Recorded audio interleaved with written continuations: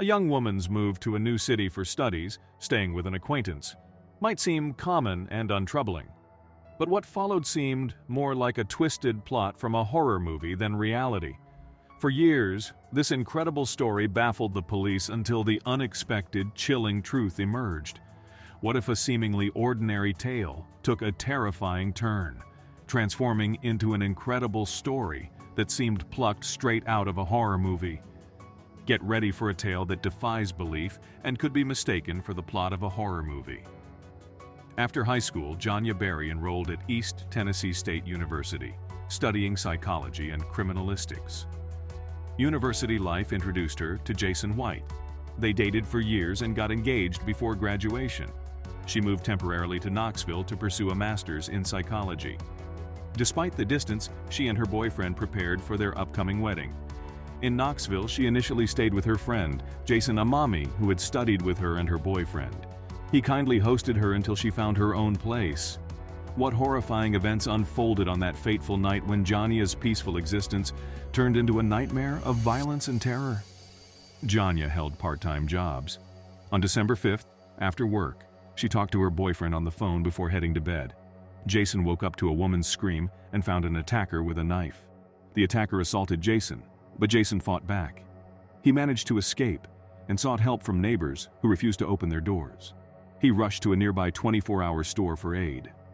Police arrived, finding Johnia injured in the corridor connecting apartments, barely responsive but alive. Johnia couldn't be saved despite the doctor's efforts. Over 20 knife wounds proved fatal. Detectives started probing the crime scene. Are you all ears? You could hear a real-life story so baffling and harrowing that it could rival the plot of a horror movie when the investigation progressed. Blood stains in the corridor indicated Johnia's failed attempt to seek help from unresponsive neighbors. A bent kitchen knife, blood traces near the back door and staircase, and a partial footprint led detectives to deduce the murderer's escape route. Johnia's fiancé was far away, and their close bond made a motive doubtful. It wasn't until hours later that he received the devastating news of her passing. Jason found himself under suspicion, as he was in the same apartment as Johnia, and could have potentially committed the crime. Friends and relatives raised doubts about him, with some even accusing him of fleeing, leading to strained relations with the victim's parents. After his hospital discharge, detectives interrogated him, but Jason maintained his version of events.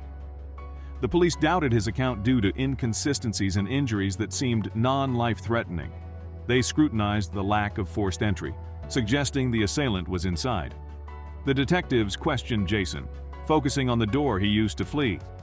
Despite his claim of using the front door, the police grew skeptical.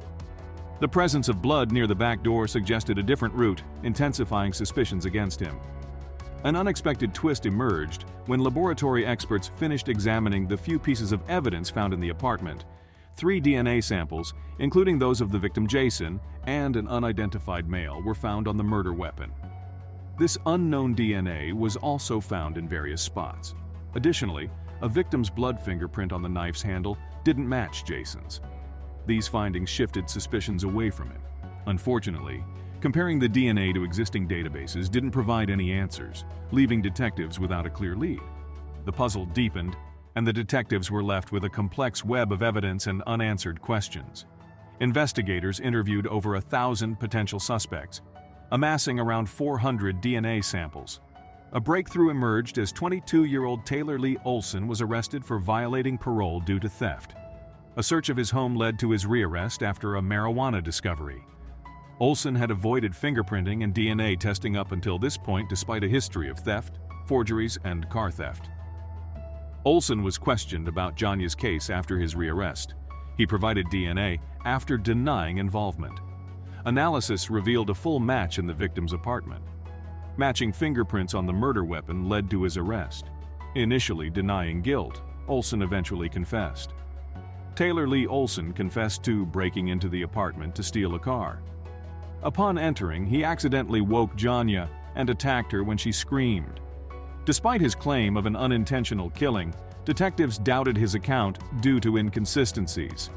On March 28, 2008, Taylor Olson tragically ended his life in prison. Notes addressed to his family, Johnia's relatives, and the police were found beside him. In his letter to the detectives, he accused his friend Noah Cox of being the real killer and sought forgiveness from both families.